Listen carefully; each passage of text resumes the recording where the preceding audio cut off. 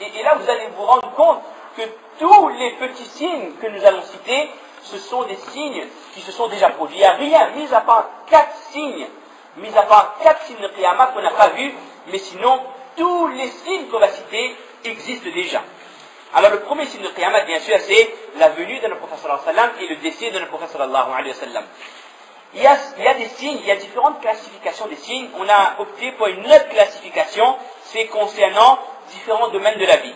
Alors concernant l'islam, parmi les petits signes, et puis par la suite on va développer, là on dit juste les titres, parmi les petits signes de Qiyamah, le fait que la religion va diminuer, la religion va reculer d'année en année.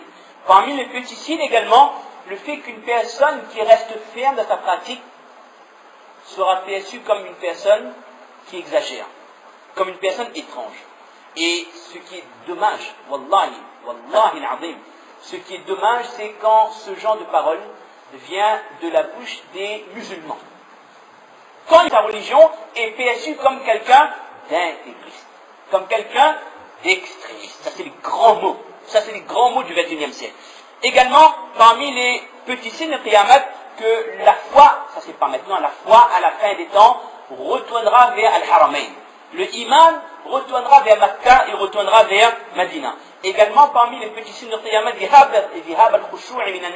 les gens auront de moins en moins de dévotion de leur pratique. Certains signes concernant le da'wah. Le fait qu'à une certaine époque, on ne trouvera plus de gens qui invitent vers le bien et qui interdisent le mal. Pire encore, certaines personnes considéreront les choses mauvaises comme bonnes. C'est-à-dire qu'il faut vivre avec son temps. Certaines choses, il peut être interdit avant, mais dans notre contexte, c'est pas grave. Ça, c'est un grand fitna. Et certaines choses qui sont bonnes comme étant, c'est des choses anciennes qu'il ne faut plus pratiquer. Parmi les petits signes de Qiyamah concernant le da'wah, le fait qu'il y ait plus de gens qui font des péchés que les gens qui interdisent des péchés.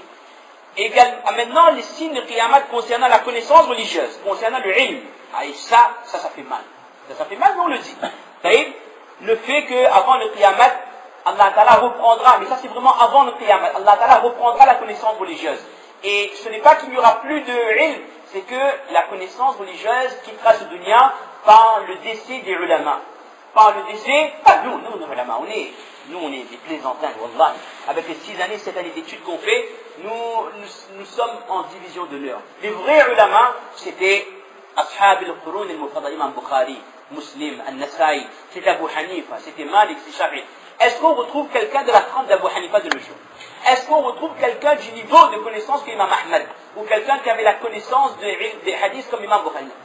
Ça, par le décès du ulama, Allah Ta'ala reprendra la connaissance. Parmi les petits signes de Qiyamah concernant la science religieuse, le fait qu'il y aura beaucoup de qari, beaucoup de grands khatib, des gens qui feront de très beaux khutbahs, mais peu de gens qui auront la véritable connaissance.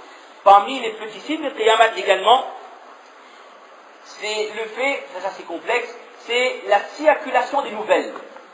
À travers des écrits, on saura tout concernant tout. Également, parmi les petits signes concernant la connaissance religieuse, comme on l'a dit tout à l'heure, le fait qu'il y ait beaucoup de connaissances, beaucoup de livres, mais peu d'actions.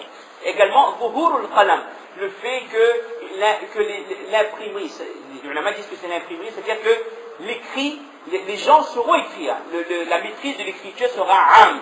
Également, des personnes iront à la recherche de la connaissance de la religion, mais le niyat, ce sera le dunya, et non pas le din. Les signes de Qiyamah concernant maintenant l'argent, les biens, qu'il y aura peu de gens qui travailleront avec l'argent halal. Et ça, c'est un fait. Peu de gens qui travailleront uniquement avec l'argent halal. Également que les gens ne porteront plus attention au haram. Les gens ils diront que le travail avec telle chose, ça fait partie des nouvelles méthodes du commerce, donc c'est des choses jaïs. Parmi les signes de Qiyamah concernant le commerce, c'est le fait que les femmes et les hommes feront le commerce ensemble. Également, parmi les signes de Qiyamah concernant le commerce, là, les ulama, ils font un commentaire ajib, le fait que, ça s'appelle ça, taqarubul aswaq, le rapprochement des sourds, le rapprochement des commerces. C'est-à-dire que d'un pays à l'autre, les transactions seront